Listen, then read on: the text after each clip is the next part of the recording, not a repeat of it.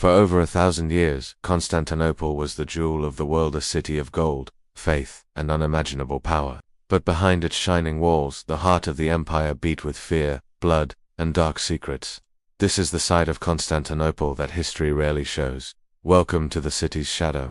In the shade of the magnificent Hagia Sophia, emperors didn't rule through peace and diplomacy. They ruled through pure, cold fear. Byzantine politics were a deadly maze where no one survived for long. Assassinations, poisonings, and coups weren't just exceptions to the rule. They were tradition. One emperor was blinded in his sleep by his own family.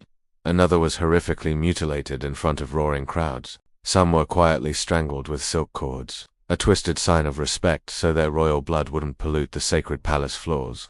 They called it the Byzantine way, a style of politics sharpened into a weapon, where the only way to climb the ladder was to kick everyone else off. Deep beneath the bustling city, a web of hidden tunnels, connected palaces, secret prisons, and terrifying execution chambers. Few who entered the notorious dungeons of the Bucolian Palace ever saw the sun again.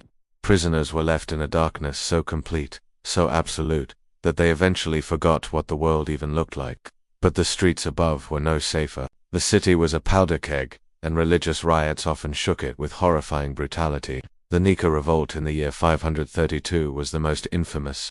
It turned the city into a war zone and left more than 30,000 people dead. Citizens were trapped and slaughtered in the hippodrome by imperial forces, their bodies piled so high that survivors wrote the ground smelled of death for months. And then came 1204, the city's darkest chapter. Crusaders, supposedly soldiers of God on their way to the Holy Land, turned their swords against the very Christian city they were sworn to protect.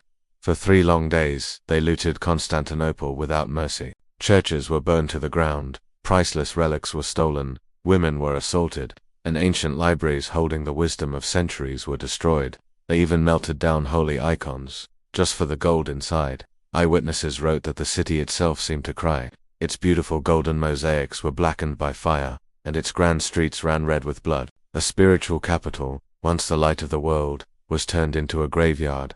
For centuries, Constantinople stood as a bridge between empires, between religions, and between worlds. It was a shining city built on a foundation of shadows, a place where incredible glory and unspeakable terror walked hand in hand. And though its name has changed to Istanbul, its darkness still whispers through the echoes of time.